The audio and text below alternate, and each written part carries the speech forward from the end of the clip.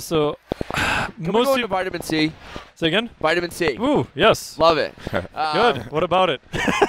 So I think it was vitamin C. And the reason I know nothing about it, but I think it was bigger, stronger, faster about steroids, right? Five people die a year from the vitamin C. Yeah, and they go through this like laundry list of side effects, which are like just detrimental to your health. People dying. Yeah. And then without telling you, you assume like, oh, these are the side effects of steroids, and they're like, no, that's vitamin C. Is that right? Like, kind of. I mean, in general. I just want to know where these people are. They lying to us? I mean, it's a lot of vitamin C. Yeah. The old saying, which has been kind of disproven from Pericles, is that it's the dose that matters, and that part is true. But the theory was that high amounts of anything can kill you, right? So too much water, you can die what's called hyponatremia, and basically just lose all your sodium. But you've got to drink massive gallons of water in a very short period of time. Some endocrine disruptors actually are the reverse. Super small amounts have a very kind of detrimental effect. If you're in the middle of that curve, not so much, and then as you get higher, have more of a detrimental effect. So it's not always this linear response. Vitamin C, if you take too much, the biggest issue you'll know is you're running to the bathroom to do the Wilford Brimley two-step in there for a little bit too long. You'll know that right away. But that's usually like a gram, several grams. Like I've tried that when I've been sick, and I had to take, I think it was like 15 grams at once over the course of a day before that happened. But so is vitamin C really that hard to come by? Like if you're eating pretty dang good, you're mostly meat and vegetables, like you're hitting your macros, so to speak. Are you likely to be deficient in something like vitamin C? It doesn't seem like it's that hard to come by. No, we don't really see frank vitamin C deficiencies anymore, or scurvy. Right. The bigger issue, especially with lifters, is, well, what is, quote unquote, the optimal amount of vitamin C? Yeah.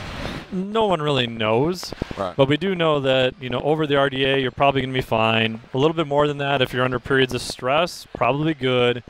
But then for recovery, we have some mouse studies, and there's one or two human studies now showing that if after training we give you a massive doses of vitamin C, like several grams, that it appears to impair the adaptations that you were seeing from exercise. So we know that if we give you too much and maybe time it after exercise, that can screw up the adaptation that we're trying to get from exercise. Now, a lot of vitamins in isolation will tend to do that. Some other compounds won't. So I tell people, if you're going to take like a high amount of quote-unquote antioxidants, which vitamin C is an antioxidant, taking them right after exercise, probably not the best idea. But again, you can make an argument that if you're an in-season NFL player, I'm not as worried about the adaptations per se. I'm more worried about recovery so you can perform again. Now, if I'm in the off-season, I'm probably going to flip that, right? I'm more concerned about the adaptations and less concerned about performance because we've got this long time frame we can play with before you have to be back at a high level again. So again, I think the context for all that is important. In general, I tell clients, take some vitamin C, don't worry a lot about it. Maybe a gram or two a day at the very most, away from training. If you really think you need it, you're under high stress. And I think that's also important as well because the majority of people are like, I need to drink my orange juice every day. It's like, what you're doing is putting 50 grams of sugar in your body under the guise that you need more vitamin C. Yeah. So vitamin C is... a lot of the vitamins, I don't think we've worked out the exact amount. So then I always look at what's the downside if you take too much, right? And so people who exercise a lot, we do have some pretty good data now showing that it may screw up that adaptation.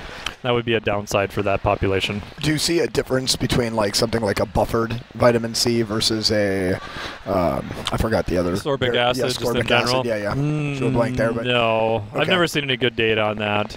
Yeah. Perhaps, maybe if someone's got some really weird gastrointestinal issues, maybe. Can I shout out the next vitamin? Go for it, Adam. Vitamin